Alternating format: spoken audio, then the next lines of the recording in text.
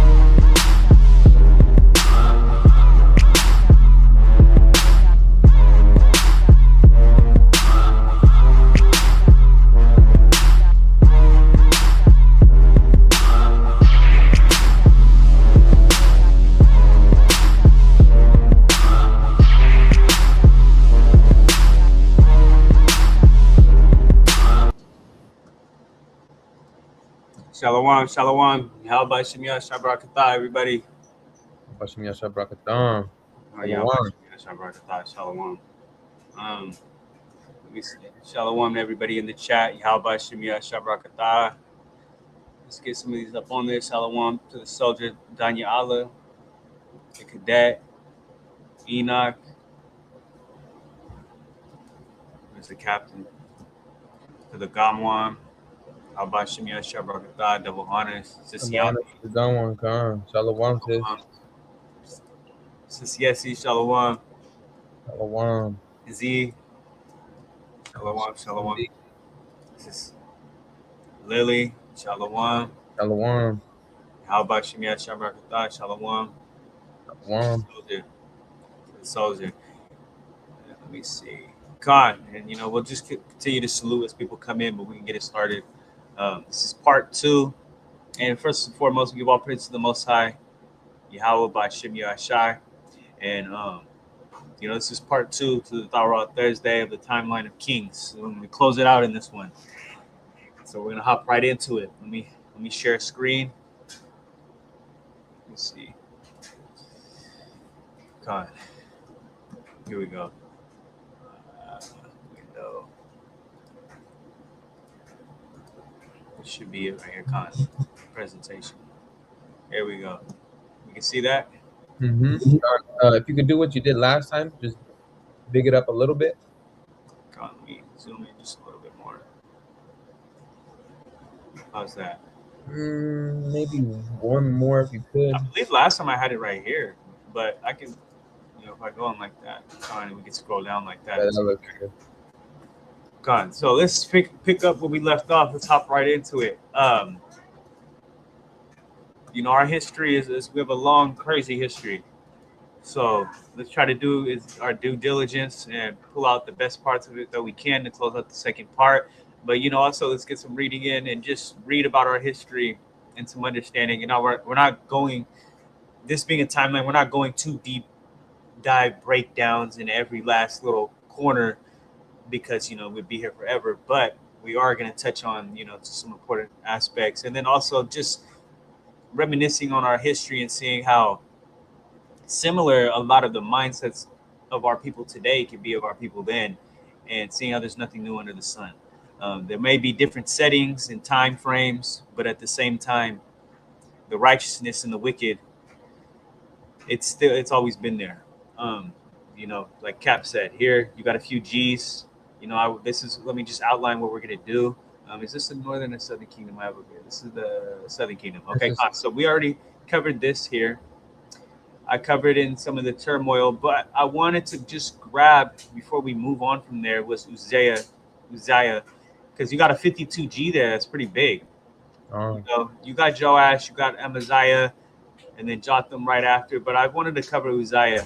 I'm trying to pick 1 to 2 people from each timeline, and just to like get a good outline and of this portion of our history. So we're going to touch on some of his reign, but also the parts at the end that led to his downfall, in the sense of that he has the G, but at the same time, all of us, people made mistakes. David even made mistakes. Solomon, and we're going to read the part at the end to where I believe it was leprosy is what he was like cursed with because he didn't listen.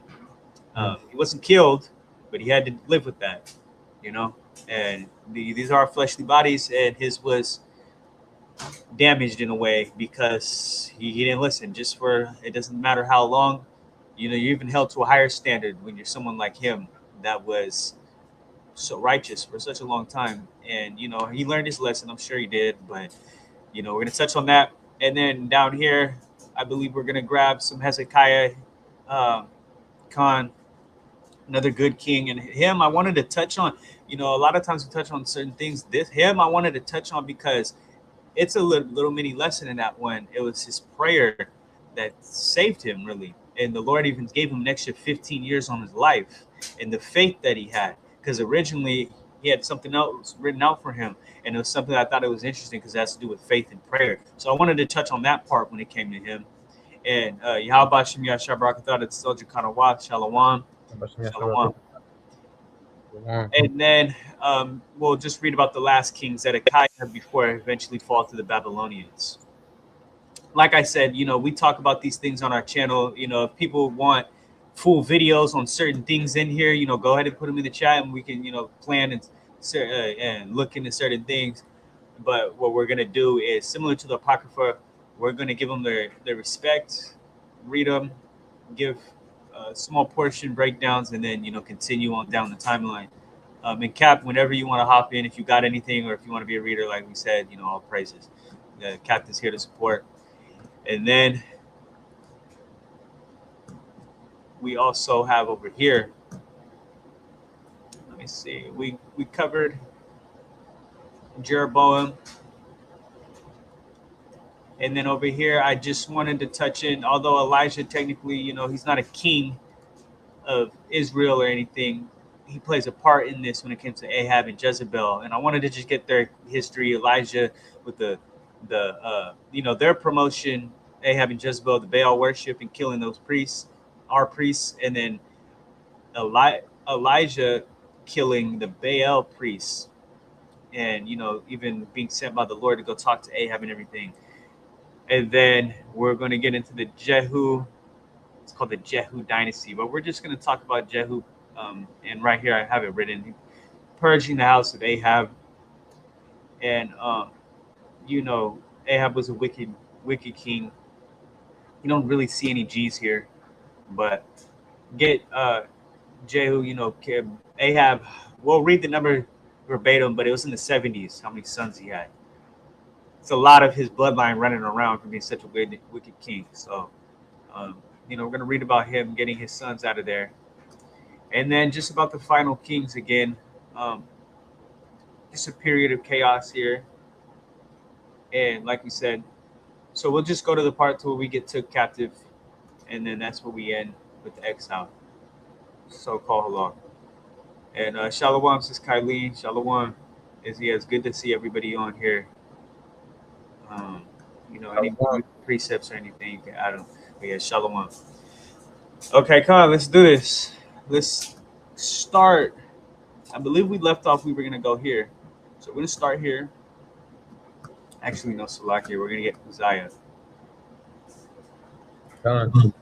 So, Cap, Khan, Awara. If we could, we're gonna go into Isaiah. I have him here.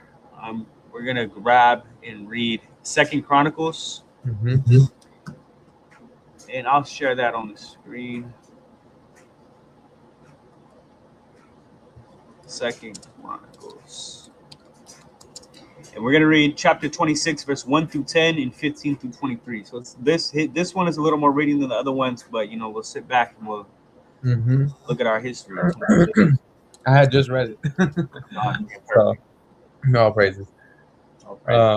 So 26, 1 through 10 is really about his upbringing and his come to power, and then 15 through 23 is kind of where he started to do too much and the leprosy and everything. So let me share that.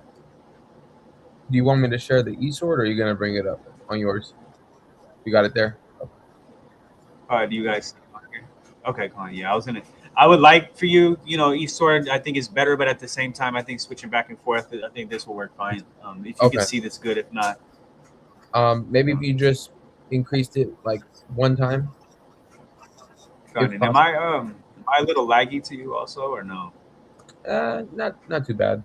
Not too noticeable that. Yeah. I really don't know how to increase it on here. What if is there a way like on my computer, like I kind of just like go like that and it zooms in? I'm on the gum right click, computer. maybe. You try like a right click and it might bring up the options to zoom in, or it might be in the corners of the web page potentially, or there might be like the settings in the top left. You know how it'll say like file, edit, maybe one might say zoom. But no worries if you can't. Let me see how it looks on there. I can read it, but okay, Con. Yeah, no, I wish I could, but maybe for the next time I'll learn how, or while you're reading, I'll look at it. I don't. Yeah. This is the Gummon's computer, so. Gone, no worries. I'm sure there's a tab or something. I'll search it up. But yeah, if you are able to see it, if not, then yeah, we'll go to the eSword. Gone. Yeah, if you could go back because it's on 27.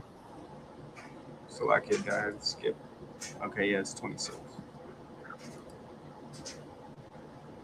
Oh, just hit the. So just go. All right, Con. There's like an arrow right there on the left. So like it's a little. It's a little laggy, but me. There you go. There we go. Con, all praise. There we go. So you can see it good. Yeah, Con. Or good enough. Good enough, yeah. Con, all right. It's the book. So yeah, 1 through 10. Okay. This is the book of Second Chronicles, chapter 26, verse 1 through 10. Then all the people of Judah took Uzziah, who was 16 years old, and made him king in the room of his father Amaziah. Right there, 16 years old. That's a cadet and a half. Like, really, yeah, that's real young. 16 years old. That's Cap. There's a scripture that talks about they weren't even able to go to war until 20, right? Yeah. Within the nation, as we're a nation, obviously, if there's circumstances or whatever, but for the most part, that's how they had it set up. When it came to being a soldier. So he's 16 years old. Now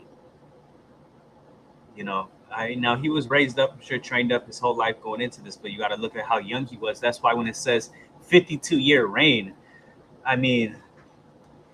hey, he went for a long time, and he was brought up in this. Yeah, like Sis Yetzi said, he was a baby. 52, so it'd have been like, what, 68? Yeah, 68. Yeah. Um, Con. Verse 2. He built Eloth and restored it to Judah. After that, the king slept with his fathers. and that 16. would be his father, Amaziah. Um, and Salaki Cap, but it says it made him king in the room of his father Amaziah. And I believe I was reading on it. They were kind of like where his dad was still alive, but you know he built that, and then his dad passed. But for a second, they were kind of reigning together a little bit. Um, Mm. but he came in at such a young age, and he was still learning under his father. But then his father passes, and it's fully on to him now. Mm-hmm. Con. Verse 3. 16 years old was Uzziah when he began to reign, and he reigned 50 and 2 years in Jerusalem.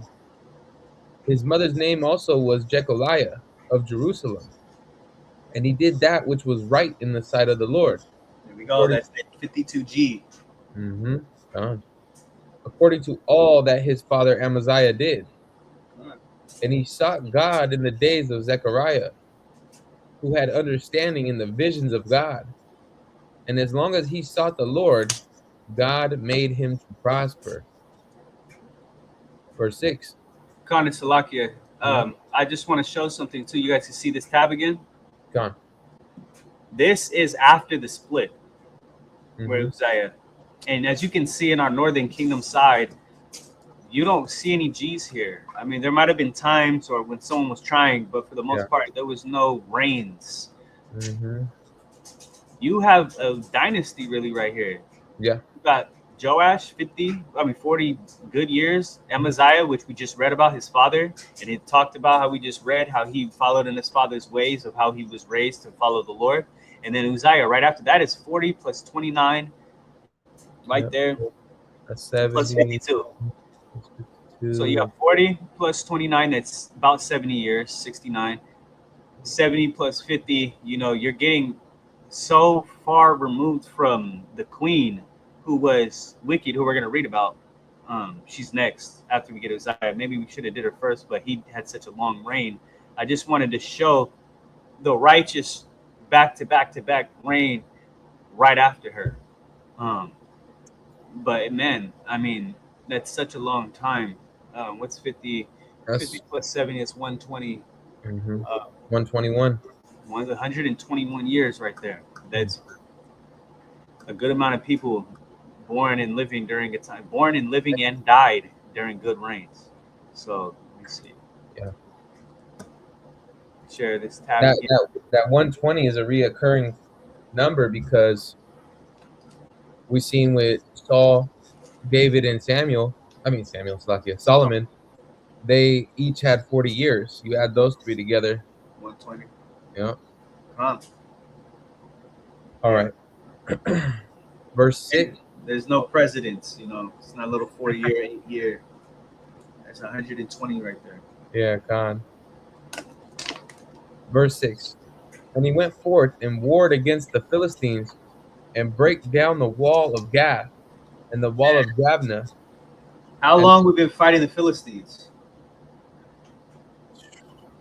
Like, before David, so that's exactly. at least Samuel, right? And this is hundreds of years after David. I mean, at this point, it's got to be over 1,000, right? I mean, right? I mean, they No, just had 120-year reign. Let me see how close it is. not, Good. not 1,000. Not See how 1,000. close it is. It's got to be close. I'd say a couple hundred, but I wouldn't put it past 5. Let me see. Okay, they're fighting here already. 40, 40, 40, 120. I'm not gonna count every, but 17, 41, 25, 8. Oh Okay, yeah, you're yeah. right. Probably like 400. Well, that was going back to them, but Gamon's saying, man, we were fighting them during Joshua's time, so that was that was a long time before even then. Because remember, Moses. there were 400 years that went by Yeah, to get to the temple. So man, it's been forever. Let me go back. But yeah, I mean, that's the point of a class on a timeline is that we see how long certain things have been going for. or we're able to just like put a microscope to our history. But go ahead, Cap. It's like, Con. I'll read 6 from the top. And come. he went forth and warred against the Philistines, and brake down the wall of Gath, and the wall of Jabneh, and the wall of Ashdod, and built cities about Ashdod and among the Philistines.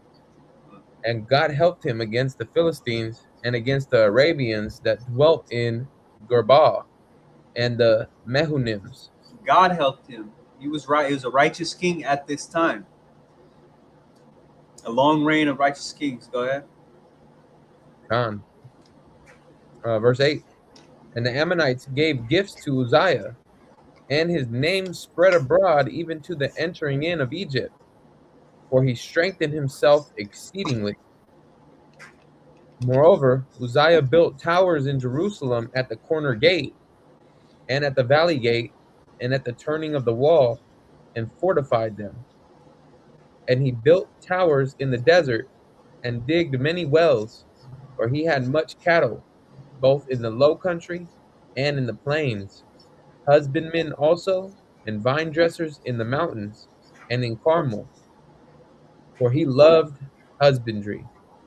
I wanted to end there because um when it talks about he loved husbandry and husbandmen and he loved the cattle. He had much cattle. He loved that type of work. He also loved being around that. It's when it says that he had much cattle, low country, husbandman. It reminds me a lot of our people. This is yes, he was a Con. landscaper. Yeah. I mean, that's what he likes.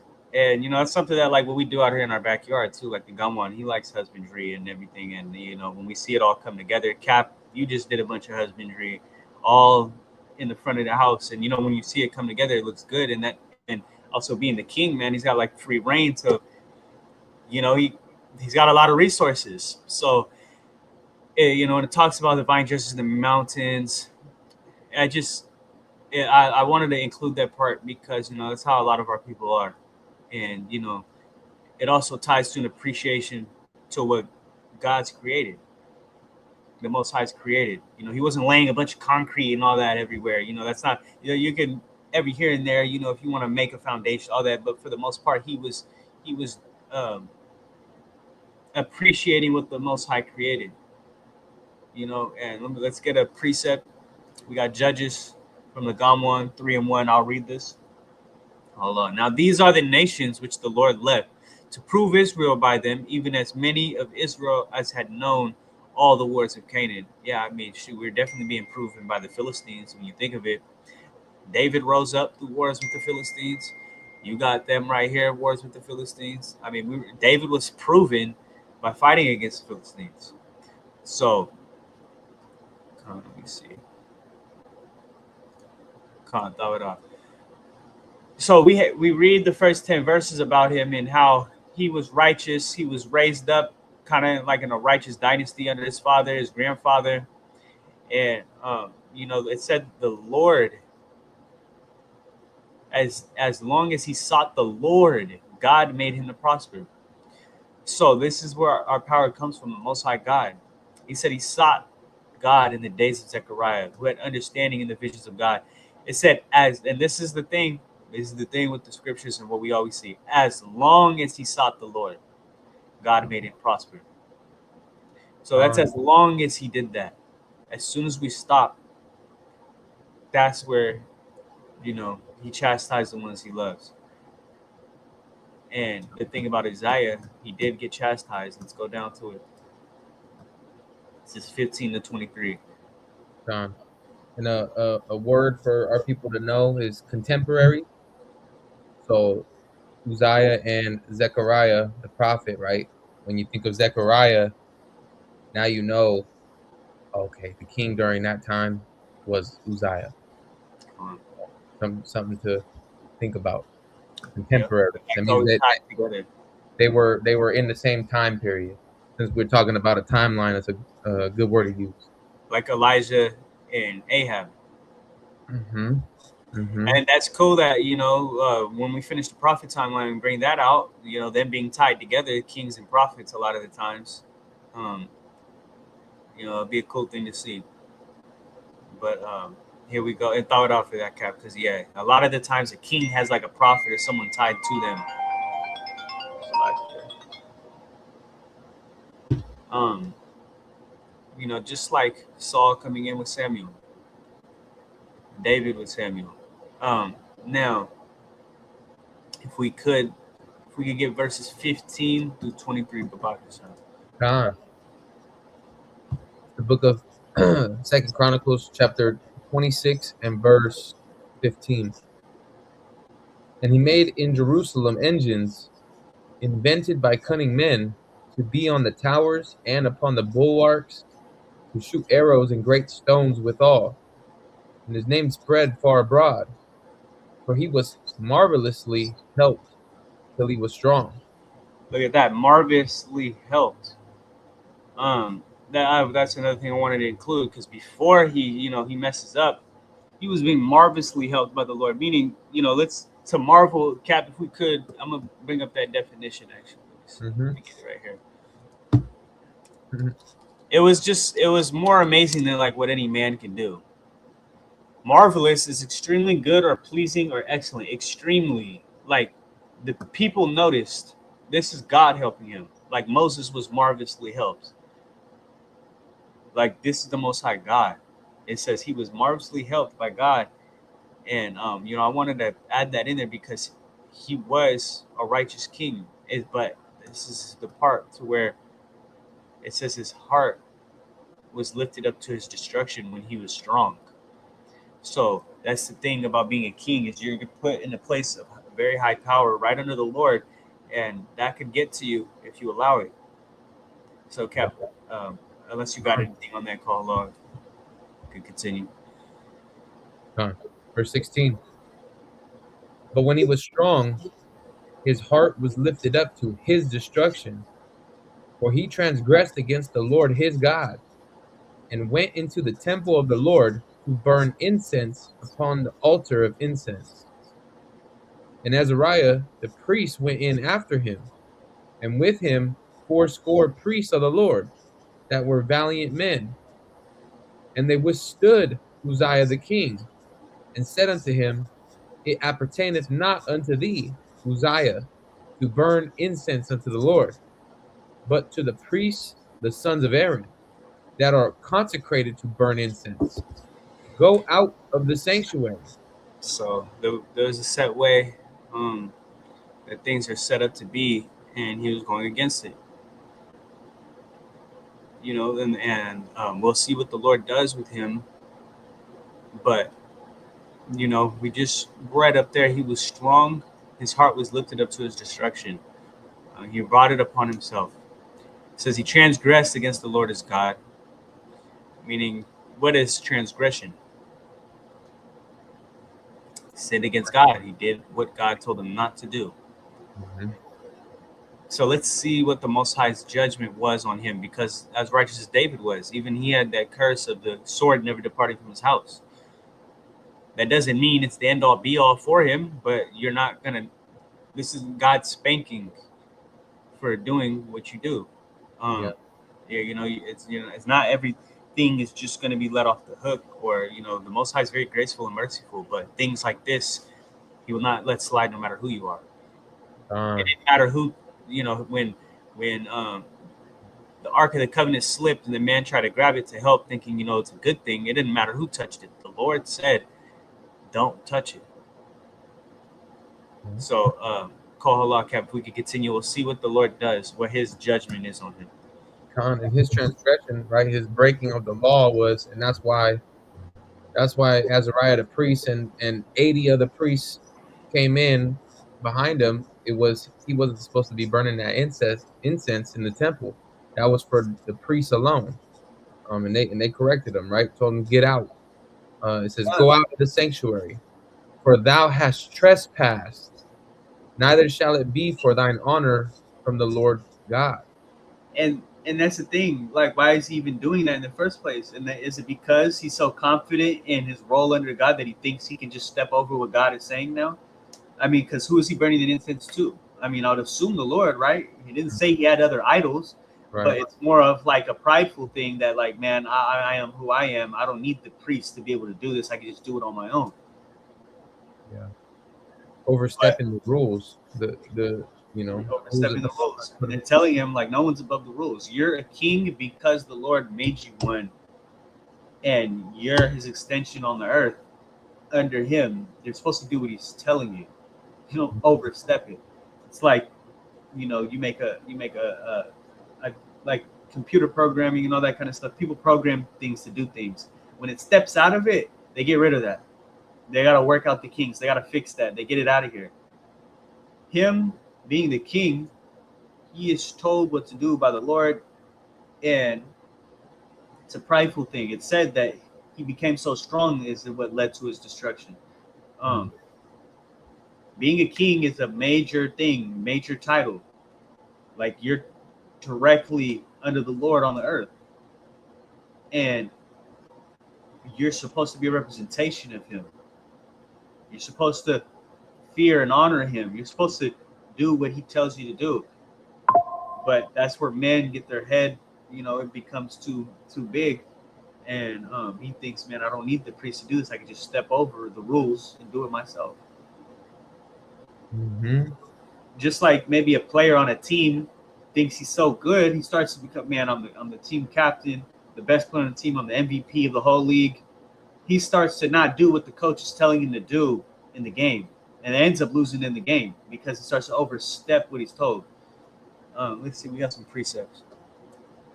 Come on, God said you got to stay in our lane. And our lane is anywhere the Most High tells us to be, leading to your own understanding. Proverbs 4:25. Keep your eyes fixed straight ahead. Do not get sidetracked. Keep your feet from following evil. I mean, that's exactly what happened. He thought he was above the law. He thought he could just run the red light because he's a cop. So let me see. Power can pervert. He got benched. He didn't get killed, but he did get benched. He didn't get cut from the team, but your role there. He oh well, I don't want to give it away. Never mind. I'm gonna say too much right here. because I already read it, so I'm not gonna give it away. I never heard that one though. Ride Pine. Yeah, it's right in the bench. The bench is made of some wood. Oh, okay. Usually, I think of metal like bleachers. Yeah, like metal bleachers. When I think of the bench. Yeah, I've sat on multiple type of benches before, but you were the bench member? Is that what you're telling me? I was a starter, but when I started keeping the commandments, the coach started acting weird, and that's a whole nother story. But nobody was above the law. If you went in there and the coach said don't do this, and you did it anyways, and you thought you were above it, you were gonna ride the bench. So same thing with the Lord. He's got his starters, but you act out anyone. I mean, he could have raised rocks if he wanted to. You're just a man at the end of the day. So, call law. Let's see. We were on. I believe it was 18. No, 18 because they told him not to. For instance, okay, 19. Yep. Then Uzziah was wroth and had a censer in his hand to burn incense. And while he was wroth with the priest, the leprosy even rose up in his forehead before the priest in the house of the Lord, from beside the incense altar. Wow. Did you want to touch on that one, Cap? No, I was just waiting to see if we were. Now I'll keep going. I mean, we can get it all in one go, Let's get down to 23 in one go and see how it folds out for him because of what he did. Verse 20. And Azariah the chief priest and all the priests looked upon him, and behold, he was leprous in his forehead, and they thrust him out from thence. Yeah, himself hasted also to go out. Yeah, himself hasted out to go out. He was like, once he saw it, I'm not above the law. So because the Lord had smitten him. 21. And Uzziah the king was a leper unto the day of his death. Lord does not mess around. Yeah. All praise that you didn't die. The Lord didn't kill you, you know, but He did put a mark on you. And dwelt in a several house, being a leper, for he was cut off from the house of the Lord. Wow. And Jotham his son was over the king's house, judging the people of the land. Man, at least he didn't get cut off like Saul. His son didn't even end up being king. So the Most High showed some grace and mercy there. He could have brought someone else up. He gave it to his son, but he was cut off from it. Yeah. You don't listen. You will no longer be over the people. And this is since he was a 16-year-old. Yeah. And that's mercy right there. Like Exactly. you said, it could have been a lot worse for you being disobedient like that, but you still had a severe punishment to where you're a leper. You can't even uh be around other people for the rest of Yeah, your life. when it says dwelt in a several house, isn't that meaning like with other people that were similar? um you would be separate, so you'd have to separate yourself. Mm-hmm. So that's what I'm saying. He couldn't even live a normal life no more, Mm-hmm. being a leper. There's a scripture in the law that talks about when you're a leper, you're supposed to walk around the city and say and yell, "I'm unclean," so everyone would stay away from you. So they wouldn't, you just had to. I wonder how old he was when that happened. Well, it says he reigned for 52 years. He did not die during his reign, when you think of it. So he reigned until he was 68, right? 52 plus 16. Yeah, he reigned until he was 68. Yep. I wonder how long he lived after that as a leper. I don't believe it says, does it? It does tell us about his death, though. And I can read the rest. I'll share some of the reading. Okay, so his son takes over. He says, now the rest of the acts of Uzziah, first and last, did Isaiah the prophet, the son of Amos, write? Okay, so it wrote, the rest of his acts. Let me see, Salakia. Let me zoom in a little bit. Isaiah the prophet, the son of Amos, right? So Isaiah slept with his fathers, and they buried him with his fathers in the field of the burial which belonged to the kings, where they said he is a leper, and Jotham his son reigned in his stead. So he still got buried with his fathers. They still gave him that respect and honor that he was a king. It just sucks, for such a long righteous reign, starting from such a young man, for it to end like that. But at least his son, is still reigned in his stead. The Lord didn't take it from him. But he did die a leper. The Most High didn't take it from him. He didn't reach his hand in like Moses and then it go away. It stuck with him.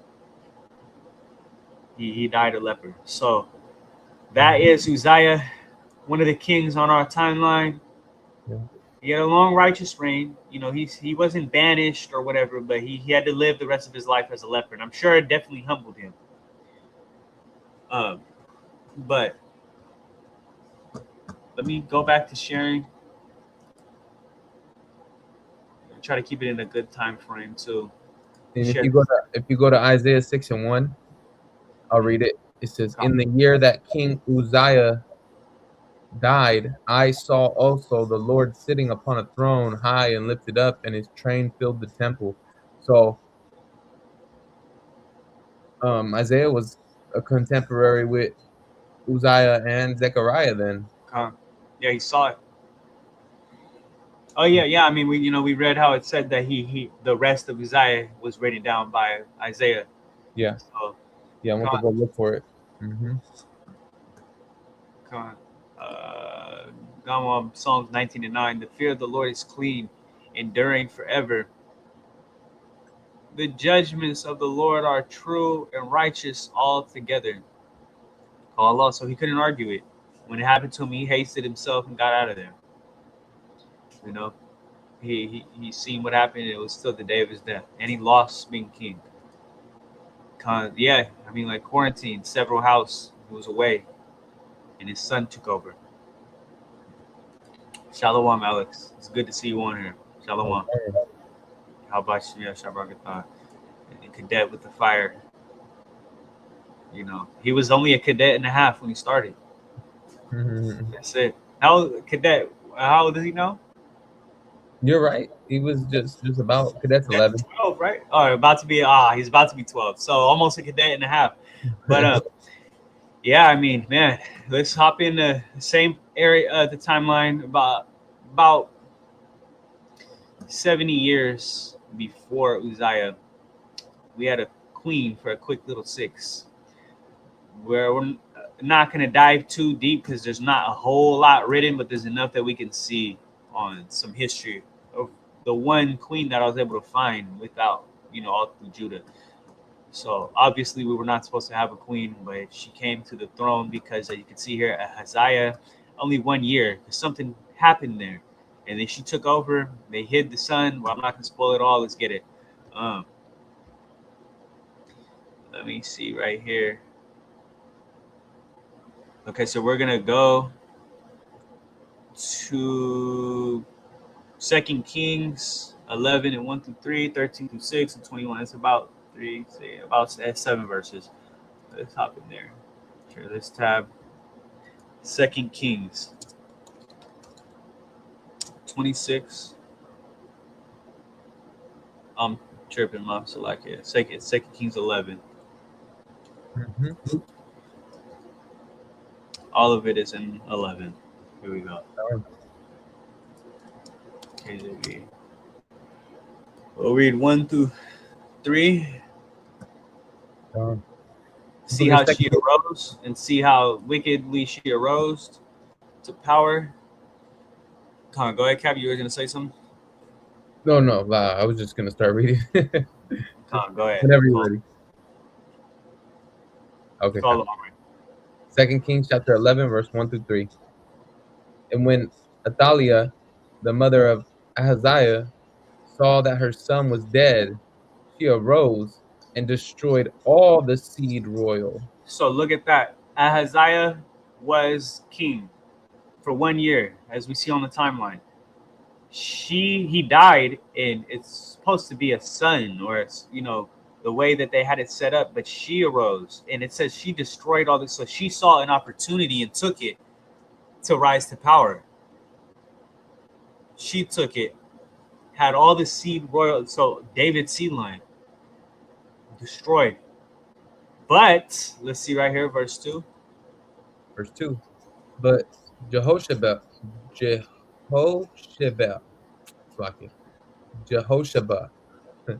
the daughter of King Joram, sister of Ahaziah, took Joash, the son of Ahaziah. Okay, so we're right there, Salakia. So Jehoshaphat, she's the daughter of King Joram. She's the sister of Ahaziah. Ahaziah was the king. Joash is the son of Ahaziah. So Joash was supposed to become king. Now he was very young, but he would have been next in line. Her being a sister means that that's her nephew. Athaliah being the mother means that this is her grandson, and they had to hide him because she was over here killing all the seed, so no one else can rise to power besides her. She was willing to kill her own grandson. They had to hide him. Yeah. Continue. And stole him from among the king's sons which were slain, and they hid him. Wow. So like, yeah, it's just, man, it's like a movie on this kind of stuff. It's like the Game of Thrones type of thing. I mean, it says they were slain. It doesn't necessarily say she killed them, but it does say she just arose and destroyed all the seed royal. So we can only assume that she was killing all his seeds, the grandmother, so that she could stay in power and no one else would have something to, go against her. I don't know how it was working, how she was able to do this, but she did. That they hid little Joash, he was just a child, so that she wouldn't kill him. The sword shall never depart, right? I mean, this is David's line. That curse was on him. It says, never depart from his house. And you can see the kind of crazy stuff still going on in his seed line. Verse 3. Con. We still have a little bit more on too. Okay, Con. So like, And they oh yeah, there is. and they hid him, even him and his nurse, in the bedchamber from Athaliah, so that he was not slain. And he was with her hid in the house of the Lord That's 6 years. crazy. He was right there next to her for 6 years, hidden. Mm-hmm. That's why she's only got a little 6 to her name because they just waited. I wonder how old he was. I wonder if they say it, but how old he was when he became king. Go ahead. Con. And Athaliah did reign over the land. And Salakia, remember, and Tawada, we're gonna go down, but remember, Joash was the start of the G's in the little Trinity that we saw there. Joash is Uzziah's grandfather. And that's his little history. You know, he's just a little child being hid. Mashiach was hid, Moses was hid, Khan. I mean, that's how it started. Imagine if she killed him. You can't imagine it because it was never going to happen. The Most High always has it written out. You know, and then he had a good reign coming from a wicked grandmother like that trying to kill him. So we're going to get 13 and 16. Let me go down.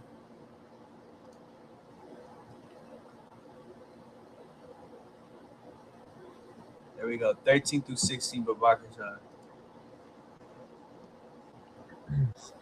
God. Verse 13 through 16. And when Athaliah heard the noise of the guard and of the people, she came to the people into the temple of the Lord. And when she looked, behold, the king stood by a pillar, as the manner was. And the princes, right there, what king? Because remember, the king was dead, right? Her son. And she killed all the other ones. This is little Joash.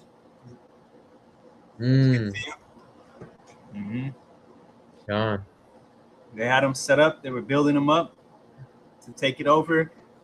He's the one man that can take it over because he is right to the throne. She doesn't. He has the right to it. Continue. The king stood by a pillar, as the manner was, and the princes and the trumpeters by the king. And all the people of the land rejoiced and blew with trumpets. And they hated her. And Athaliah rent her clothes and cried, treason, treason. Wow. What a hypocrite. Yeah, she's wild for that one. Yeah, no, that's crazy. Is that end at 16? Oh yeah, if we could get 15 to 16 and then we'll talk on it. But Jehoiada the priest commanded the captains of the hundreds, the officers of the host, and said unto them, have her forth without the ranges, and him that followeth her kill with the sword. For the priest had said, let her not be slain in the house of the Lord. And they laid hands on her, and she went by the way by the which the horses came into the king's house, and there she was slain. Wow. We got her out of there. Little 6-year reign. You know, but Joash being hidden. And it looked like a lot of people was ready to get her out of there. I wonder, just seeing how it unfolded, I wonder how it all unfolded and how she even had supporters.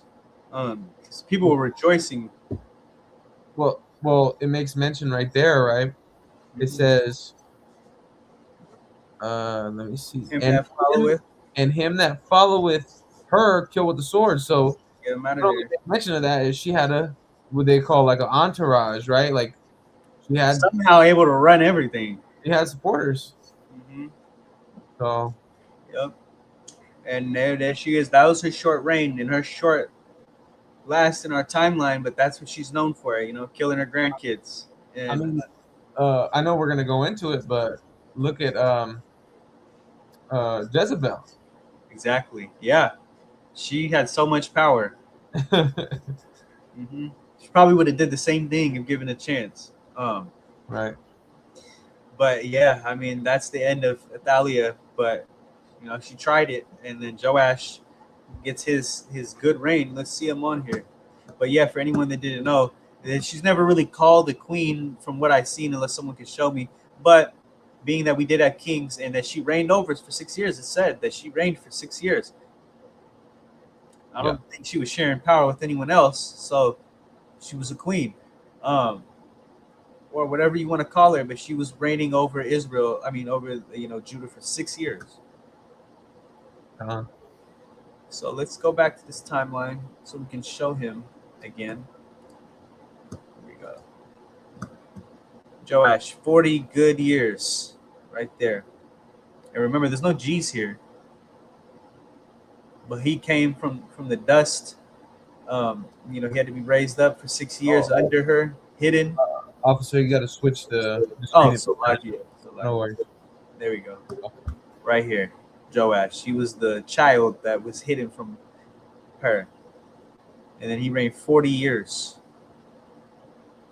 And then he had Amaziah and then Uzziah. And then we get Jotham, who, remember, he took his dad's place. And there's not a G there, man. It's just our people. At some point, all it takes is one. All right, let's finish out the southern kingdom, and then we'll go to the northern. Let me see, what do I have here? Hezekiah. All right, Khan. Hezekiah, the only good king right here, and the only good king before we completely get destroyed. Let's. The only part, I mean, man, what an outlier, right? Yeah. Because after Jotham, Ahaz, Hezekiah, only good king, Manasseh, Amon, Josiah, no good kings. Jehoaz, 3 months, Jehoiakim, even the dude that lost is Zedekiah. Hezekiah, the one outlier. So Imagine going from Hezekiah to 55 years of Manasseh. it's ridiculous. My goodness. It is. Absolutely. So we're going to read on some of his faith that he had, though. Let me grab it. It says, okay, we're going to go 2 Kings 20 and 1 through 7. 2 Kings 20, KJV. Here we go. Let me share this tab. So I want to touch on a part of Hezekiah that shows his faith. It shows, how faithful he was to the Lord, how serious prayer is, and how the Lord has things set up. But Hezekiah's faith, the Lord gave him actually 15 years. So let's do this. Let's go. 2 Kings 20. Let's start at 1.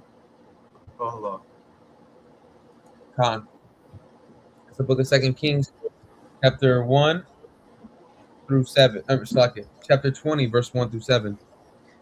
In those days was Hezekiah sick unto death, and the prophet Isaiah, the son of Amos, came to him and said unto him, Thus saith the Lord, Set thine house in order, for thou shalt die and not live. Wow, look at that. And remember, Isaiah wrote down the end of Uzziah too. And here he is, he's letting him know that, the Lord, this sickness that's upon you, this is going to take you out. Get your house in order, set everything up for whatever comes after you, because you're not going to live this. But what does he do? Verse 2. Verse 2. Then he turned his face to the wall and prayed unto the Lord, saying, I beseech thee, O Lord, remember now how I have walked before thee in truth and with a perfect heart, and have done that which is good in thy sight. And Hezekiah wept sore. He came with a contrite heart. It says the Lord already had it set up for him to die. But he's praying, asking if he can be saved from this sickness, and letting the Lord know, that I've been here for you. I understand you have your will, but let's see what he says. Verse 3. I beseech thee, O Lord, remember now how I have walked before thee in truth and with a perfect heart, Also, like that's verse 3. Verse 4. And it came to pass, of 4, Isaiah was gone out into the middle court, that the word of the Lord came to him, saying, It reminds me, it reminds me of Mashiach when he prayed, "May this cup pass." Now the Lord didn't, he didn't. We don't have an answer, but obviously the cup did not pass. He had to carry that out. But right here, we see that the Lord answers him, and I don't want to spoil it, but it's a little different from what we may be used to. Now, there's a lot of times where we're up against adversity and we pray, and the Lord lets us, He lets us come out of that alive. But this time it's a little different because when I'm reading it, it says, "Thus saith the Lord, set thine house in order. You're gonna die and not live." Like the Lord, like Hezekiah necessarily didn't do anything bad or nothing, but he became sick, and the Lord's telling him, "Okay, your life is coming to an end." And then he also tells him how much more he adds to his life. So it is different. There's times where we're surrounded and, we got to pray to the Lord and he does some miracle. He gets us out of there. But here, the Lord was talking like he was done for. So he asked him, is there a way that we can change this? Let's continue.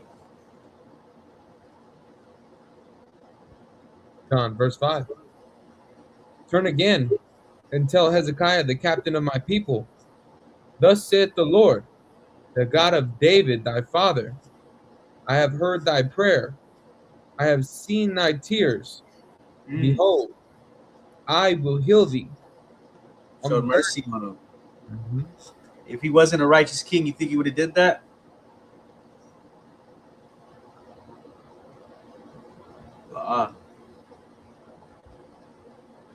Come on, verse 6. I still got a little bit more on 5. Okay, 5. Yeah. On the 3rd day thou shalt go up unto the house of the Lord. Verse 6. And I will add unto thy days 15 years. And I will deliver thee in this city out of the hand of the king of Assyria. And I will defend this city from my own sake. 15 years. That's crazy. But also, now he knows, I'm going to die in 15 years, but that's 15 years added. Imagine that. Is that kind of crazy to kind of live like that? Like, you got 15 years in you. Is that plot armor right there? Yeah, is this a plot armor? What kind of mindset do you have knowing you die in 15 years? What does that mean? Like, you don't go and test that theory, though. Don't go test that theory. Let me jump off this cliff, and I'm going to magically live. Mm-hmm. The Lord knows the front from the back. He gave him 15 years. He answered his prayer. He numbered his years. And also it shows that the Lord, he's in all control of this.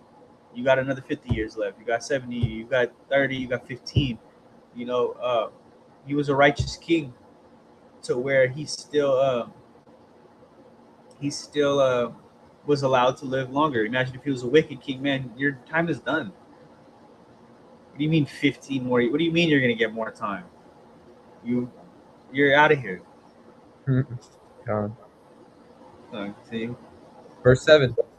And Isaiah said, take a lump of figs. And they took and laid it on the boil. And he recovered. And he recovered. Why do you think he did that? He was a righteous king, right? What's a major thing Hezekiah is known for that we talk about? Passover. That Passover he had. And that's what I was going to get. We're going to read his prayer, but originally I was going to talk about that. But I'm like, this is another thing that I think is cool to bring out in this timeline is that we're definitely going to read his prayer, for our people during that Passover. It's a major part of our history. But I wanted to get here. This part about him too is that, man, he was so righteous. The Lord allowed him another 15 years. But it also shows the power of prayer and faith and a contrite heart. He said, I heard you and I heard your tears. Not crocodile tears. It's not fake. Hezekiah was a righteous king and a long line of wicked ones around him. And he still found a way to be righteous. All praise to the Most High. So I'm going to read just his prayer. I believe it's Second Chronicles 30, 18 through 19, about the Passover real quick, because didn't we touch on it on the Shabbat class? Come on. Yeah, so I know we touched on it on the channel, but I just want to, it's too important on a timeline to pass over one of those Passovers. So I didn't even mean to do that, but to pass over that.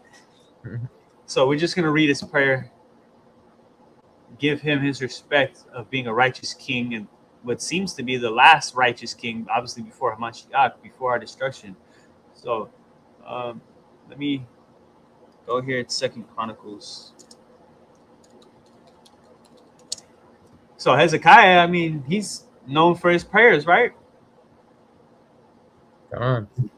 Prayed on the Passover, prayed here. It's not the first time a prayer has been answered. As soon as he learns that he's going to die, what does he do? Immediately go to the Lord. Reminds me of like David when they tried to kill him. He immediately went to the Lord. He didn't try to fix it on his own. He didn't pull a Saul and go to some witch of Endor and try to heal me or nothing. No, he went to the Lord. I mean, it's your will be done no matter what happens. You're the one that's going to decide whether I live or die. And I'm going to go to the Lord about it. Not to some other source like a lot of kings do. Why do you think he healed him? So let's go here. Second Chronicles 30.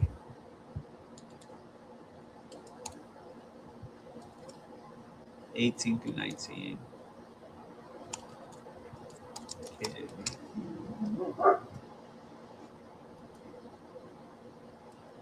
Let me get the book chapter. And I can read this, Cap. Paul.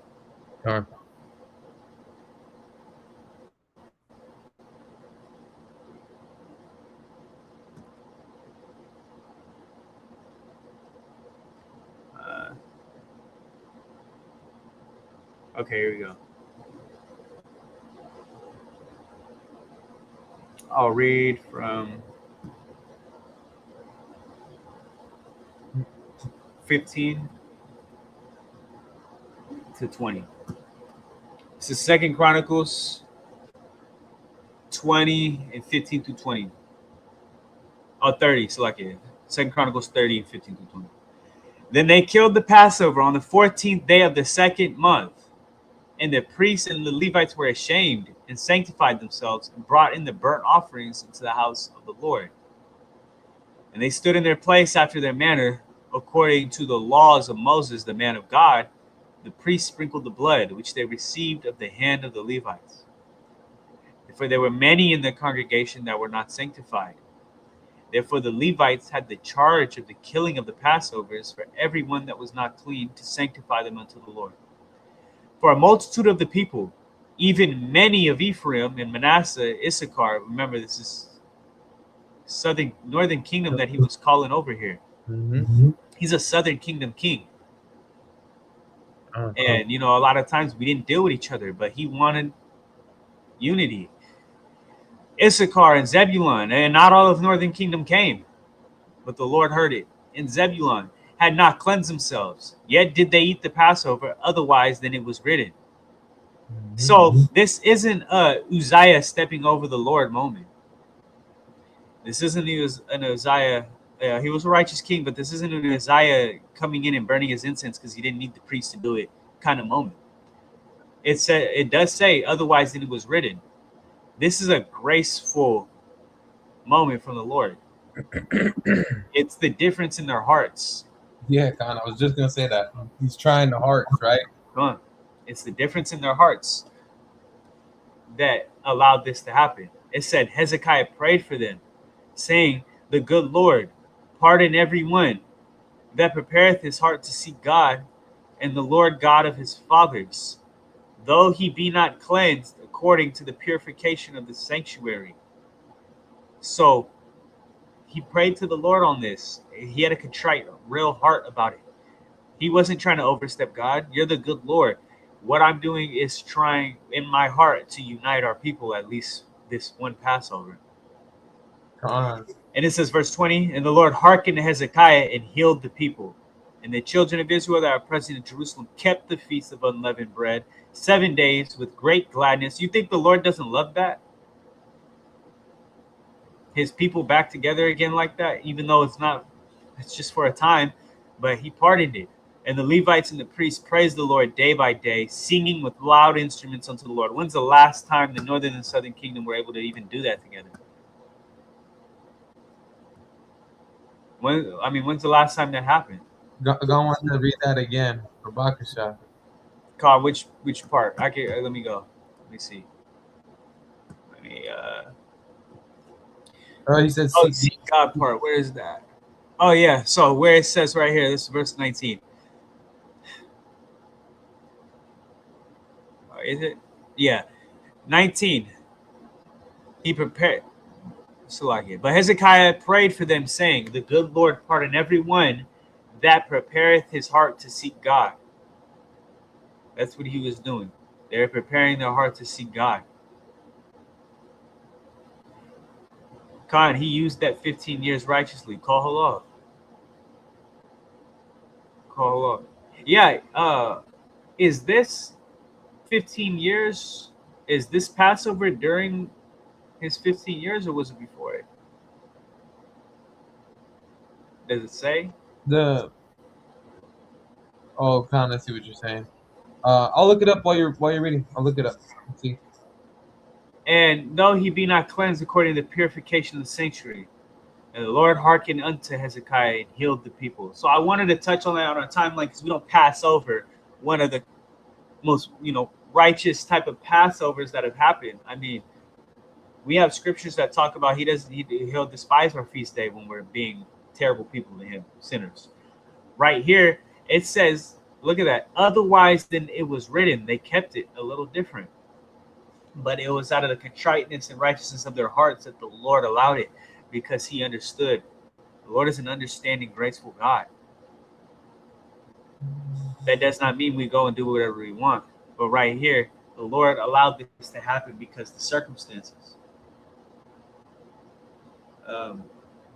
But Cap, yeah, when you have that, we can bring that. But yeah, just the AI overview. It says Hezekiah celebrated the Passover before his 15-year life extension. According to 2 Chronicles 29-30, he held this major Passover in his first year as king after purifying the temple, which was long before he became ill. What a way to start it off. Mm-hmm.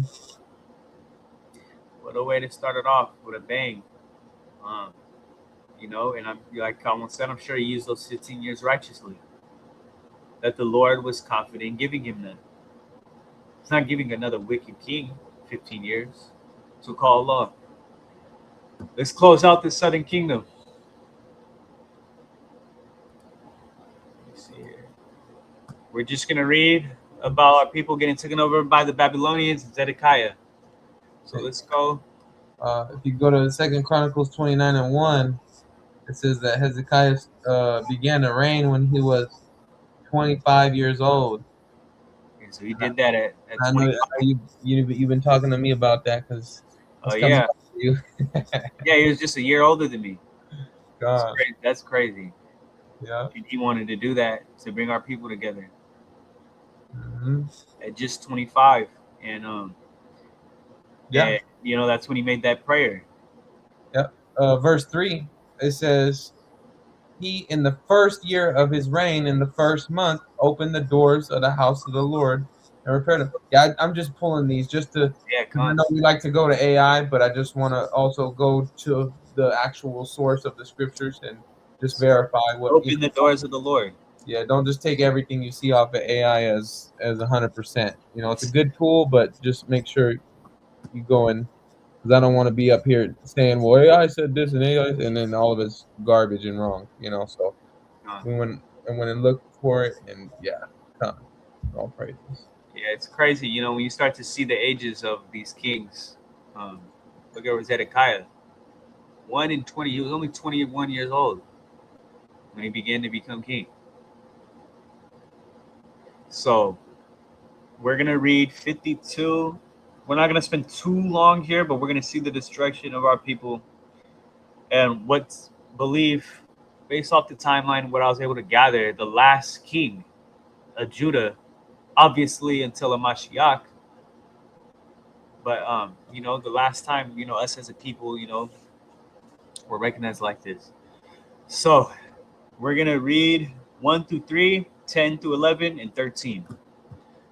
Babak, if we could read 1 through 3, Jeremiah 52.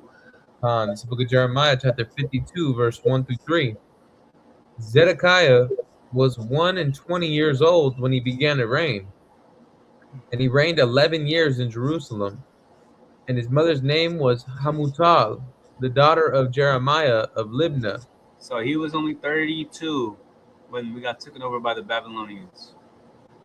Mhm. And what does he do in verse 2? And he did that which was evil in the eyes of the Lord, according to all that Jehoiakim had done. Here we go. For through the anger of the Lord it came to pass in Jerusalem and Judah, till he had cast them out from his presence, that Zedekiah rebelled against the king of Babylon. There we go. We were told, remember though, we were told to we would have to serve Mm-hmm. the king of Babylon.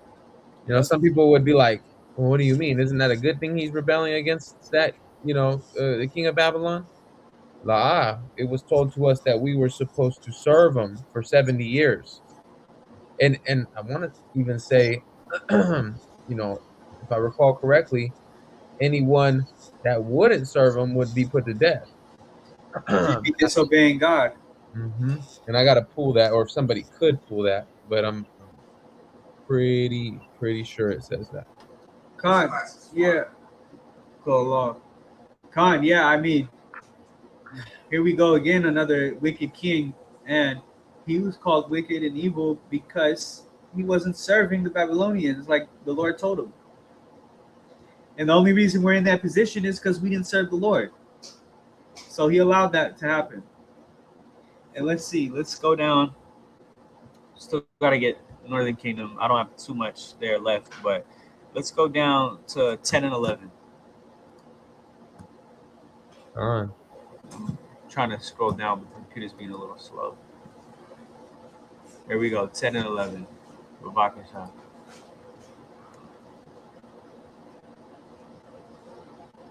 Con. This is verse 10 and 11. And the king of Babylon slew the sons of Zedekiah before his eyes.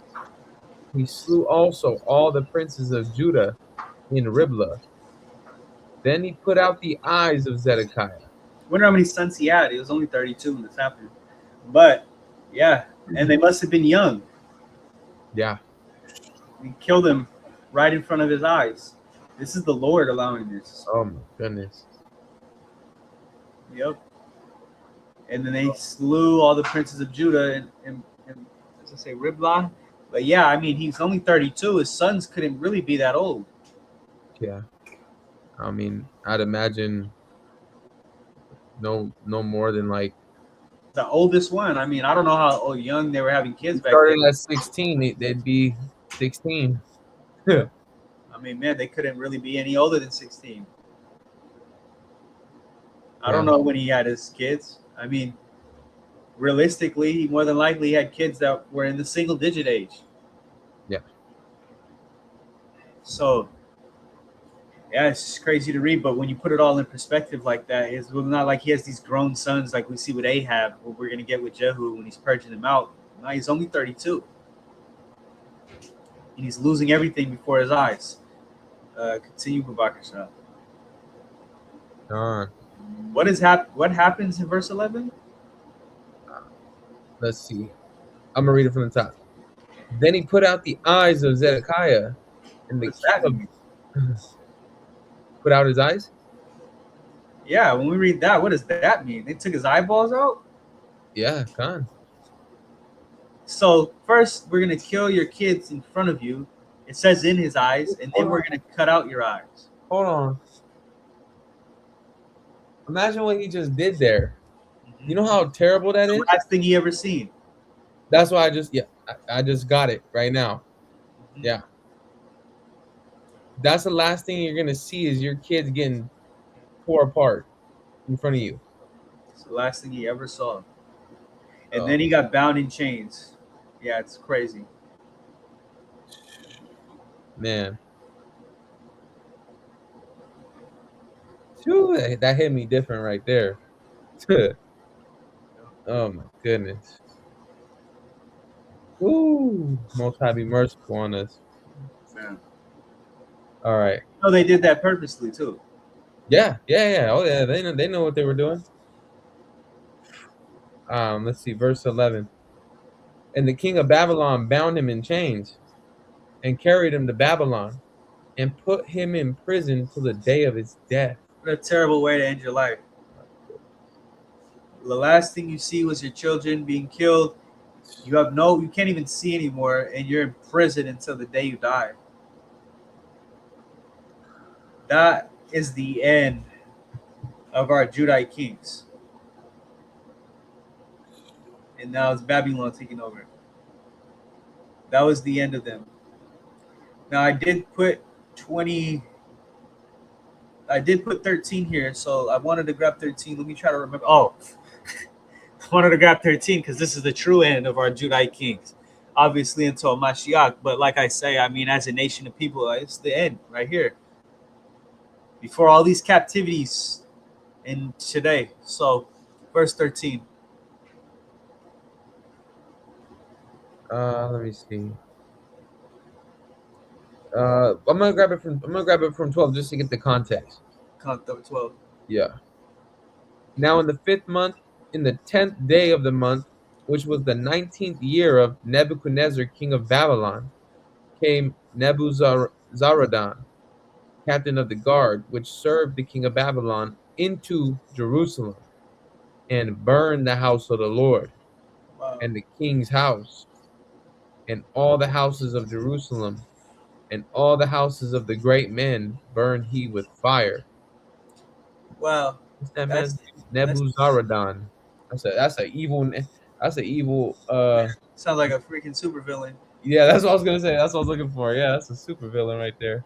And I mean, man, and really they're carrying out what the Lord told them to do, or what He put on their hearts. Zaradan. He destroyed our nation because we destroyed ourselves. You know, these names got meanings too. So Yep. because you know how they would change like Daniel's name, right? Azariah's name, and they would mean certain things. So it's interesting to see what that name meant. Nebuzaradan. Yep. Hmm. Man, it's crazy. Trying to look Crazy it up. how our people went out, and we're gonna see the same thing with the Northern Kingdom right now. Northern Kingdom, I don't think is gonna be as long as the Southern Kingdom one because we did a little good amount of the Northern Kingdom, but let me see. We're gonna get Elijah, Jehu, Purge, Ahab, and then these are kind of the same. Because this is where we come to an end. So I'm just gonna grab when we're taken over by Assyria, and assimilate into them. So let's get. Let me see right here. We're gonna start with Elijah and the Baal prophets. This is 1 Kings 18 and 17 through 22.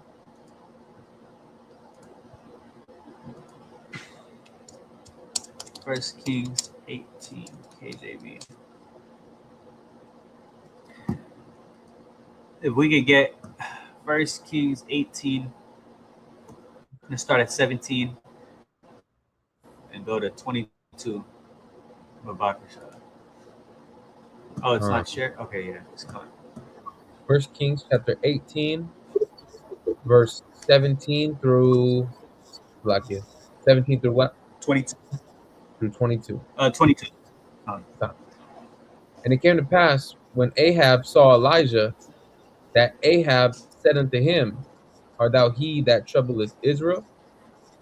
And he answered, I have not troubled Israel, but thou and thy father's house, in that ye have forsaken the commandments of the Lord, and thou hast followed Balaam.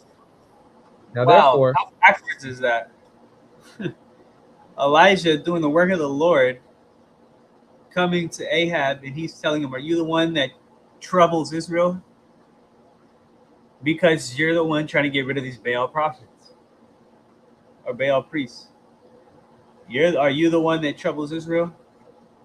Not like, are you? How delusional do you have to be to not realize you're the one troubling Israel and enabling our people to be wicked like this?"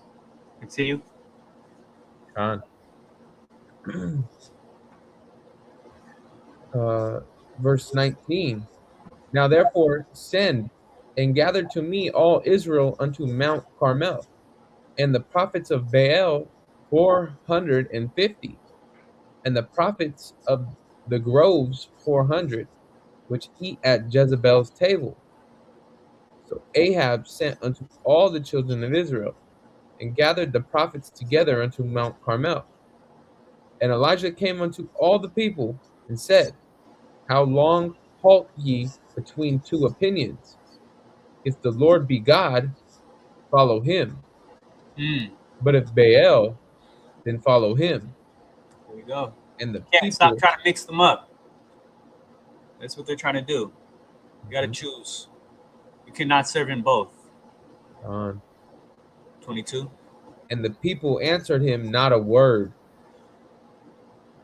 Wow. Then said Elijah unto the people, I, even I only, remain a prophet of the Lord. But Baal's prophets are 450 men. Mm, wow. You know, I'm only one. But he's got 450 prophets. And who set those up? Ahab and Jezebel. She's linked with him. It's never just Ahab, it's Ahab and Jezebel. She's the one that tries to get Elijah killed. If we can drop down to, let me see. I just want to get 24. Get 23 and 24. Which is just get what his plan was to set him up, and then we're going to go down to 30. To 37. So 23 and 24 of Bakasha. Because, just like Daniel, we're going to prove what God is real and what's not. You guys are going to set up something that's not going to happen, and, 23, 24 of Bakasha. John. Verse 23 and 24.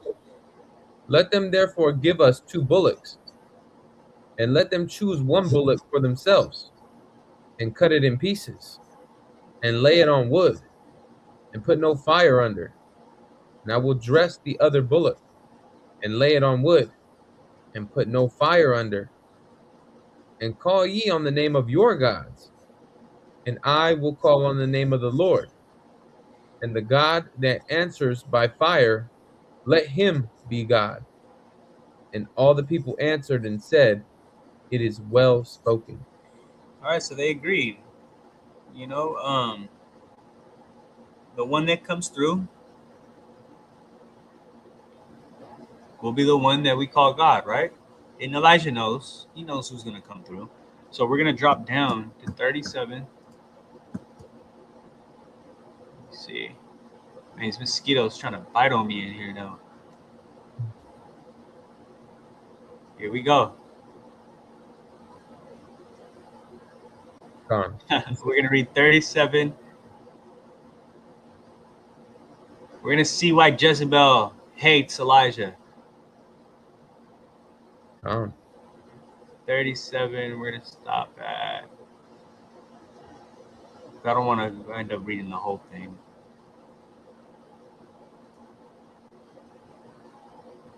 Read to 40 when he kills him.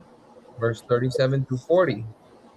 Hear me, O Lord, hear me, that this people may know that thou art the Lord God, and that thou hast turned their heart back again. Then the fire of the Lord fell and consumed the burnt sacrifice. There we go. The Lord did that. And Elijah, that's his confidence and faith in the Lord, knowing that he's going to do that. And this is important to the timeline because this is during King Ahab's reign. This is during his reign, and one of the most wicked, if not the most wicked kings we've ever had. And, you have Jezebel right on his side, whispering wicked things in his ear. and 450 prophets of Baal. They were so far removed from God. This is the northern kingdom here. So, verse 38. Verse 38. Then the fire of the Lord fell and consumed the burnt sacrifice and the wood and the stones and the dust and licked up the water that was in the trench. Fire was more than just what they thought, man. It evaporated up everything. It wasn't just, man, he consumed everything. The wood, the stones, the dust, like some superhero fire. I wasn't no regular little fire. You know, it said the dust. It licked up the water that was in the trench. Clearly, it evaporated it. 39. 39. And when all the people saw it, they fell on their faces, and they said, "The Lord, He is the God. The Lord, He is the God." Wow. There's our people right there, man. They got to see something to believe it. They never just want to have faith. Now, you know, you also got to look at the circumstances, how they're raised too. A lot of them being raised under a wicked king and wicked, you know, it's a lot of what they know is wicked. Look at our people today. They don't even know they are. So Elijah is showing them. Now, he doesn't kill the people, but who does he say to chase and kill? Down to 41. Verse 40. And Elijah said unto them, "Take the prophets of Baal, let not one of them escape." And they took them. And Elijah brought them down to the brook Kishon and slew them there. There we go. And that's like I said 41, but yeah, it's just 40. We're just going to end that with 40 because we're just setting up why they hate. You would think the people saw it and the people did that and they slew them. But you would think Ahab and Jezebel, after seeing that, what's wrong with you? But I mean, the Lord has things set up for a reason. Instead, we're going to read what Jezebel wants done to Elijah. So we're going to go 2 Kings, 1 Kings 19, and we're just going to read 1 through 3. You would think after seeing that. And you could see Elijah wasn't playing. Yeah, he was not. He took them down there and slew them. Yeah, all of them. Yep. And who was he telling to go catch them? I mean, the people that seem to have converted on the spot right there. 1 Kings. We're going to read 1 through 3.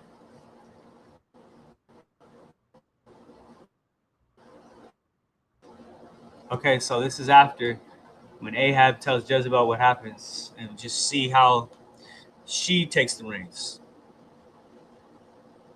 Verse 1. 1 Kings chapter 19, verse 1. And Ahab told Jezebel all that Elijah had done, and withal how he had slain all the prophets with the sword. Then Jezebel sent a messenger unto Elijah, saying, "So let the gods do to me, and more also." Go ahead. Oh, I'm just saying, wow.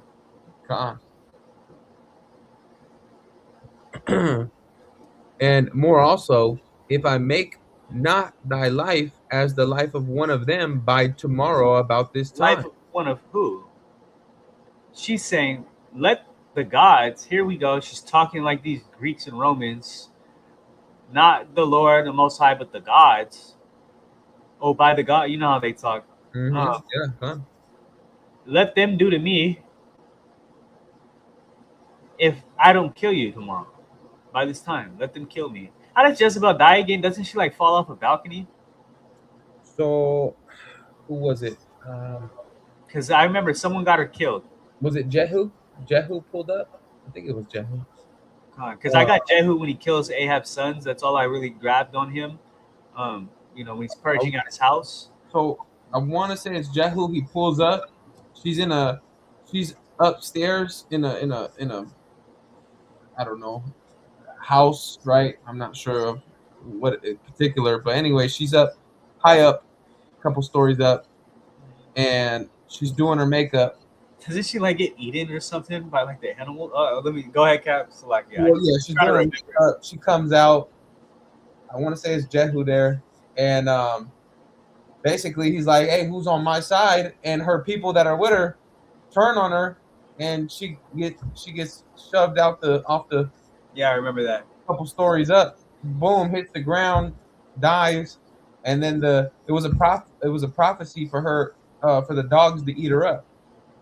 Yeah, I remember that. Man, Yeah. that's how she. So Let me grab it just to confirm everything because I'm just spoken on herself, right? Elijah is still alive. You dead. Let's go.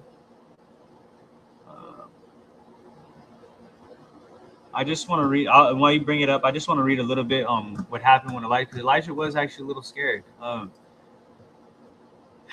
4. But he himself went a day's journey into the wilderness. He had to go into the wilderness and came. That's how much power she had. Oh, Salaki, verse 3. And when he saw that, he arose and went for his life and came to Beersheba, which belongeth to Judah, and left his servant there. He himself went a day's journey into the wilderness and came and sat under a juniper tree. He requested for himself that he might die and said, "It is enough now, O Lord, take away my life, for I'm not better than my fathers." He was like, man, I'm just take. How many times have we seen this in the scriptures where a man's just ready to die and just ask the Lord to take him, and then the Lord does a little more with him? And as he lay and slept under a juniper tree, behold, an angel touched him and said unto him, "Arise and eat." And he looked, and behold, there was a cake baking on the coals, and a cruse of water, a cruse of water at his head. And he did eat and drink, and laid him down again. And the angel of the Lord came again the second time and touched him and said, "Arise and eat, because the journey is too great for thee." So they were taking care of him. The Lord was always taking care of him. He's like, man, I'm not killing you. You still got more to do. Still got more to do. Cap, you got the one where she dies?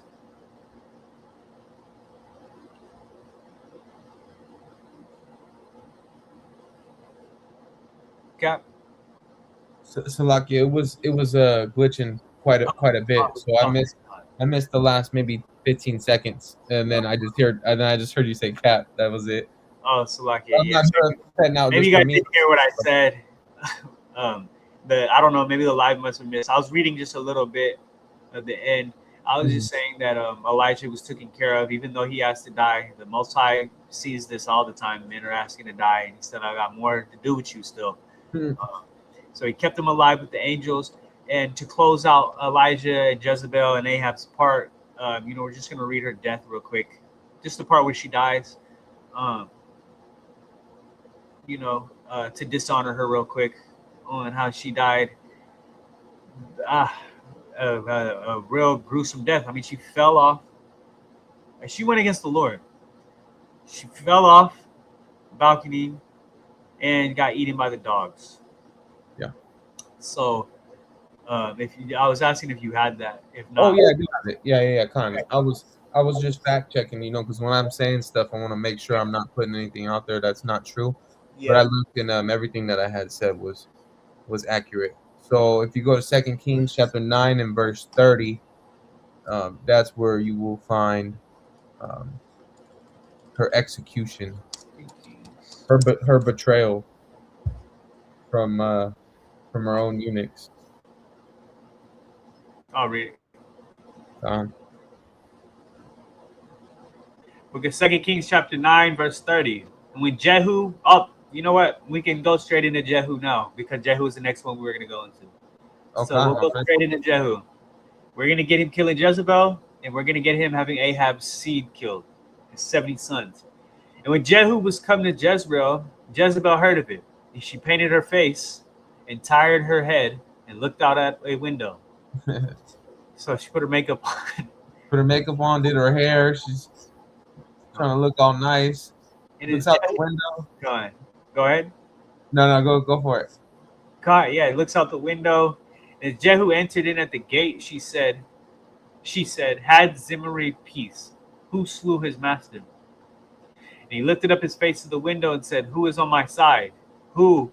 And there looked out to him 2 or 3 eunuchs. And he said, "Throw her down." Wow. Throw her down right now. So they threw her down, and some of her blood was sprinkled on the wall and on the horses, and he trod her underfoot. Wow. And then Ran her over. oh my goodness. Wow. She got dressed up to did like that. Yeah. And when he come in, he did eat and drink and said, "Go, see now this cursed woman and bury her, for she is a king's daughter." Wow, he still honored her that way. Yeah, Khan. So after running her over with the horse says he trod her underfoot. It could seem disrespectful, but he still has a quick dishonor to honor. That's wild. And they went to bury her, but they found no more of her than the skull. The Lord didn't want her buried. And the feet and the palms of her hand. Wow. For they came again and told him, and he said, "This is the word of the Lord, which he spake by his servant Elijah the Tishbite, saying, the portion of Jezreel shall dogs eat the flesh of Jezebel. And the carcass of Jezebel be as dung upon the face of the field in the portion of Jezreel, so that they shall not say, this is Jezebel." She wasn't buried anywhere. She was returned as dung, as fertilizer to the food. I mean, to the plants. I mean, man. Yeah. He was actually going to honor her in a sense of that she was a king's daughter. Mm-hmm. But the dogs ate everything. Come on, what is the chat saying? Sisyanti was asking, like, I always like wild dogs, kind of like wolves. Yeah, if they ate everything, I mean, I would have to think of where they're at. Whatever dogs are native to out there too. You know, like you see those little what do they call little jackal dogs, little, you know, those little ones. And then I mean, I don't know, do they have hyenas out there? Yeah. I mean, they ate everything. I mean, Zara and King are some dogs. I don't know if they're gonna do all that though. You know, those seem to have been some wild dogs. Probably some hyenas or something like that. Just ate everything off of her. And then she returned to dung. Who says it? Took her time to look pretty to become dog doo-doo. Constantly. I mean, seriously. Seriously. And Cadet. Cadet right here. Acts 5:39. But if it be of God, you cannot overthrow it, lest happily ye be found even to fight against God. Wow, what a precept. You're not fighting against God. And you can't overthrow the prophecy of her becoming dung. So that's to start Jehu off with a bang. That's his introduction to the timeline. Throw her down. Yeah. Let's get, and this will be the second to last thing we get, I believe. Yeah. Jehu. It's the Second Kings. Are we already in Second Kings? Yep, we are. And this is the next chapter. So he's purging out the house of Ahab. Of course, he's got to get rid of wicked Jezebel. Let's see about his sons, though. He had 70. 2 Kings 10. 1. Okay, I'll read this, Cap. This is the book of 2 Kings, chapter 10, verse 1. And Ahab had 70 sons in Samaria. 70. And Jehu wrote letters. Man, he was just calling shots. Told the eunuchs throw her down.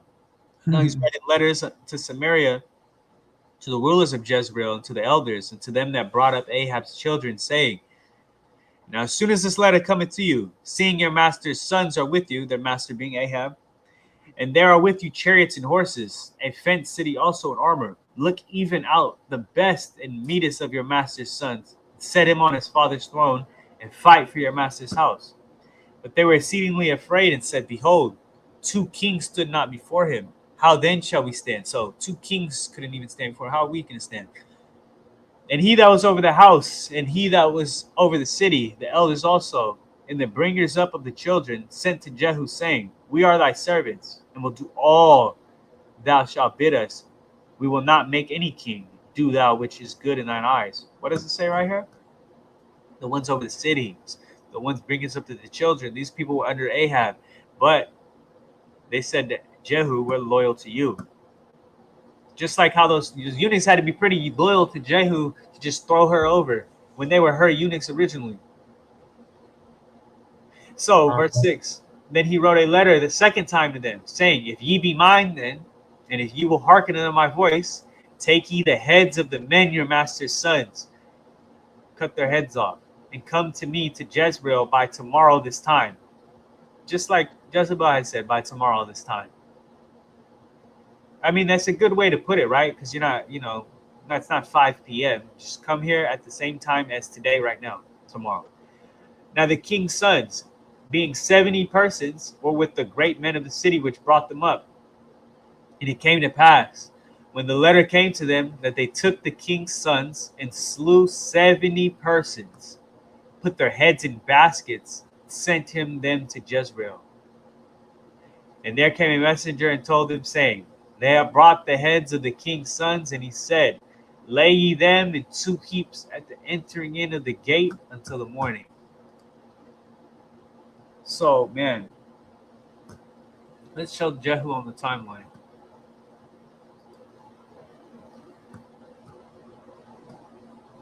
Right here. So, let me see. Jehu right here. We don't have a G next to his name because obviously the Northern Kingdom. Man, that's kind of like cartel. Yeah, that was. I mean, this is the Northern Kingdom, right? I mean, oh my goodness, yeah. Because I was kind of thinking, I'm like, wait, hold on, he got heads in baskets and putting them in front of the gate and just like putting it out there as a sign. I mean, you still see that stuff today. Yep. They're sending a message. Yeah, this is all unrighteous business. I mean, at the same time, righteous killing, these wicked men, but at the same time, Jehu doesn't have a G next to his name, neither does the rest after. I mean, were we really serving God? Man, this is what our people do. Yep, and that leads us to the final kings of the Northern Kingdom before the exile. You got Shalom, 1 month, Menahem, 10 years, Pekahiah, 2, Pekah, 20, and Hosea, 9. A period of chaos and assassinations. It ended when the Assyrians besieged Samaria and took the people into captivity. So that's what we're going to get. We're going to go to Samaria. I mean, not Samaria. The Assyrians taking our people in captivity in the end of the Northern Kingdom. Let me pull it up right here.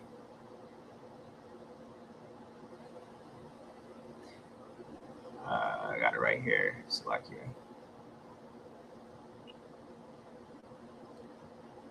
2 Kings 17.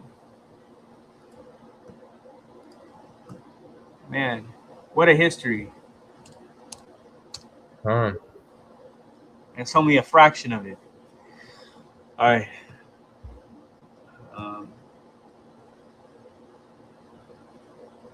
Here we go. 17. I'll just start at 1. And if you could, let me share the screen. We'll close it out. Just about where we said it would, about 2 hours. Just a little under. But we'll just start at 1 and we'll just read until, it's over. 2 Kings chapter 17. In the 12th year of Ahaz, king of Judah, began Hoshea, the son of Elah, who reigned in Samaria over Israel 9 years.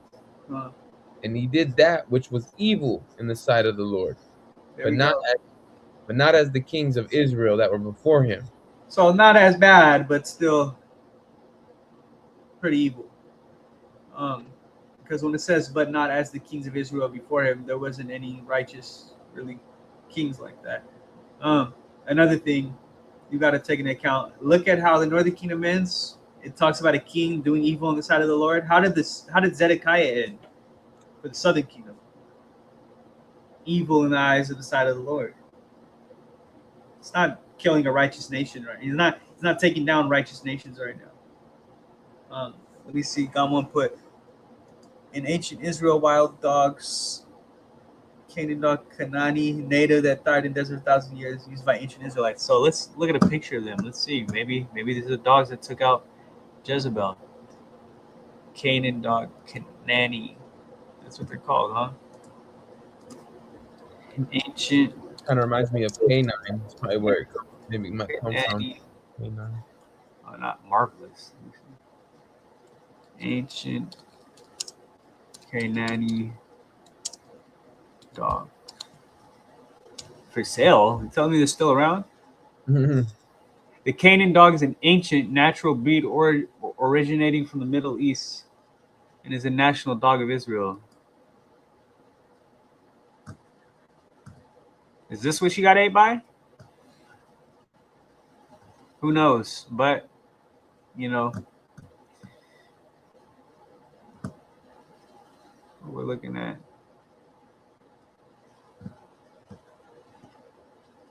You guys can see it, right? Biblical and thought dogs in the Bible.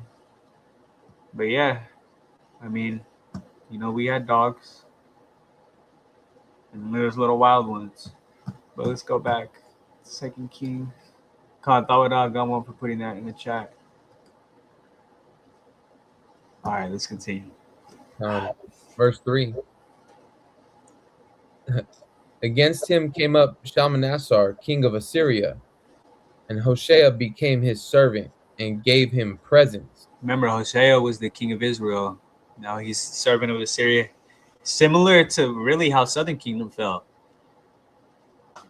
You know, Zedekiah is supposed to serve the Babylonians. Here we go. Northern Kingdom serving the Assyrians. Go ahead. And the king of Assyria found conspiracy in Hoshea, for he had sent messengers to So, king of Egypt, and brought no present to the king of Assyria, as he had done year by year. Therefore, the king of Assyria shut him up and bound him in prison. I also just want to say, for anyone that's listening, that was the name of the king of Egypt. So, I mean, per the scripture, it says, for he had sent messengers to So, king of Egypt. That was literally his name. So, where? Let me see where I missed. Verse 4, like right on the left side. Yeah. It's literally So, king of Egypt. Yeah. Because someone might have been like, what did he say? Yeah, I know. So like, I just wanted to clarify that. Verse 5.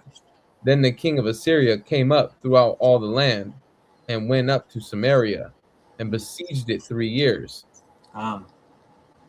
In the 9th year of Hoshea, the king of Assyria took. Here we go. This is the end. It's the end of the timeline series. Oh, hello.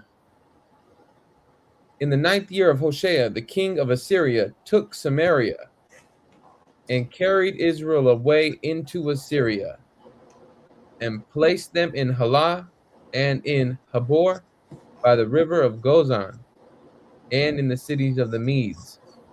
For so it was. For so it was that the children of Israel had sinned against the Lord their God, which had brought them up out of the land of Egypt, from under the hand of Pharaoh, king of Egypt, and had feared other gods, and walked in the statutes of the heathen, whom the Lord cast out from before the children of Israel, and of the kings of Israel, which they had made. Verse 9. The children of Israel did secretly those things that were not right against the Lord their God, and they built them high places in all their cities, from the tower of the watchman to the fenced city. And we're just going to read down to, man, you would want to grab all of this, but we're going to get a key part, which is what follows our people, especially Northern Kingdom. Verse 10. Verse 12. That's like, yeah, verse 10. And they set them up images in groves in every high hill. And we're going to just read down to 13. And under every green tree. And there they burnt incense in all the high places, as did the heathen whom the Lord carried away before them. Wow. And wrought wicked things to provoke the Lord to anger. For they served idols. Here we go. Whereof the Lord had said unto them, Ye shall not do this thing. Verse 13. Yeah, and so like I said, 13 will end with 14. Okay. Verse 13. Yet the Lord testified against Israel and against Judah by all the prophets and by the seers, saying, Turn ye from your evil ways, and keep my commandments and my statutes, One last chance. according to all the law which I commanded your fathers, and which I sent to you by my servants the prophets. Notwithstanding, they would not hear, but hardened their necks, like to the neck of their fathers, that did not believe in the Lord their God. Wow. So right there, that's where we close it out. And that's why they were allowed to be taken over by the Assyrians. Anyone that's interested to see the history of the Northern Kingdom, I would recommend, you can read this whole chapter because you can see where it talked about they didn't care about God at all. They served Baal, like, man, and it just keep going. It really just keep going. But for the sake of the class, in the timeline, we're going to end it. That's how our people went out. That's how our people treated God. That's why we were allowed to be taken over by the Assyrians. So let me stop sharing. Oh, hello. Say tawada to the captain, Yaslam, for being a reader and participating and being part of the class called Halal. And, as we close out the timeline part 2, before we close it out and bid a shalom to everybody, Cap, is there anything you want to say or add? And then bid us all a shalom. Salute to you, officer. Excellent work. Great timeline. I look forward to doing more in the future. Most High willing, we had already made mention of it. Now we just need to implement it. Timeline Tuesdays. I know it does take time, but if we could try and rock one like maybe once a month, that'd be awesome. And have the brothers that are zealous and want to step up and help us build these. You know, the more men we have on on this and inputting and grabbing scriptures and helping put things together. It's a beautiful thing, and me and Officer working on this. It's just it's excellent for our leadership, right? For us to come together and work on and collaborate, right? There's a they call it synergy, right? Where it just feels natural and through the spirit. So I'm very grateful and really did enjoy bringing out these last 2 Thawara Thursdays with the mighty officer. So, encouraging the brethren, uh, those that are zealous and want to step up and really put their brick in. This is our occupation. This is our job. And we got to put our brick in where we can. So just give all praise to the Most High. Yeah, and of course through the Son. So with that, officer, I hand it over to you. Tawara, Captain. Tawara, everybody that stayed or came on and participated at all. We give all praise to the Most High, and we look forward to doing future timelines, and we'll take ideas too. Because shoot, Kings and Prophets is a major one to take down. We'll take ideas for anything when it comes to the timelines, no matter how small or how big. So we just say Tawada, and bid everybody a shalom. I say Yahweh Ba'Shem Yashabrakatah. We'll see you soon, Matrakai. Tune in tomorrow, Frontline Friday, 7:30. We also have the prayer at 6:30. So we give all praises. Shalom. Shalom. Shalom. Tawada, Cap. Call Allah.